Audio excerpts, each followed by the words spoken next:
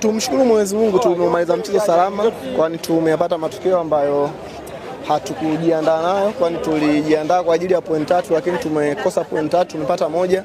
Tunarudi tena katika uwanja wa mazoezi kujiandaa na mchezo ujao dhidi ya Mashujaa. Ni moja ya dabi nzito ambazo mnakutana nazo. Kabla kuingia kwenye mechi hii ya leo, kipi ambacho mlikuwa mkikiwaza mkitarajia?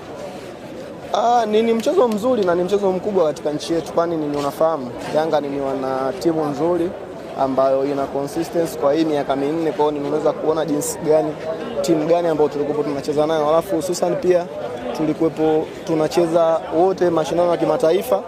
Tumekatishwa pale tulipokatika, tumetoka katika ile mashindano. Kwa hiyo ninaweza kuona timu gani zilizokuwa zinacheza leo. Ninaamini tutajipanga tena kwa mchezo ujao, tutaweza kupata point 3 pia, lakini sio malengo kupata point moja, lakini tunamshukuru Mwenyezi Mungu kwa kupata point moja. Tunajiandaa kwa mchezo ujao. Pressure ilikuwa kubwa sana uwanjani. Kipi ambacho kikufanya mpaka uweze kuhimili pressure hiyo siku ya leo? Sidhani kama unatakiwa kuwa na pressure kucheza mchezo mkubwa kama huu, kwani sisi ni wachezaji wa mpira wa miguu.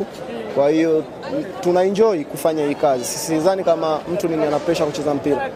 Kama ana pressure kucheza mpira katika fan swing kama mimi, naamini sio kazi ambayo aliyoichagua. Huku ameingia tu kwa bahati mbaya, lakini ninaamini wachezaji wazuri, wachezaji wa mpira wa miguu wanapenda kucheza mechi ngumu, wanapenda kucheza mashindano ambayo wana watu wengi, mechi ambazo zina accommodate watu wengi pia. Kwa hiyo ulikopo mchezo mzuri kucheza na Yanga, kwani Yanga ni timu nzuri pia. Kitu ambacho unaweza kuambia mashabiki wako ambao wanakufuatilia na wanakupenda? Ninawapenda kwa support yao, tuzidi kusapotiana, kwani mimi ni kijana wao, ninaendelea kujifunza pale ambapo nakosea, ninaendelea kujisaisha, na pale ambapo wananipa hope kuweza kuongeza nguvu pia nitajitahidi kuongeza pia. Asante. Shukrani.